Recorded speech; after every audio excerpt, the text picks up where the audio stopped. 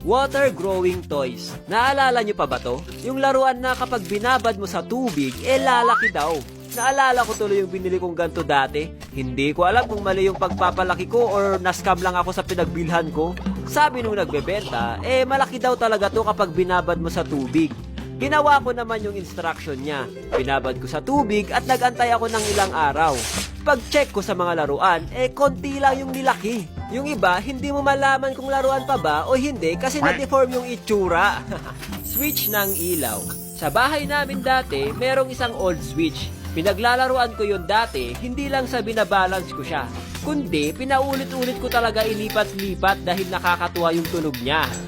Jen, huwag mong laruin ng switch, masisira yan.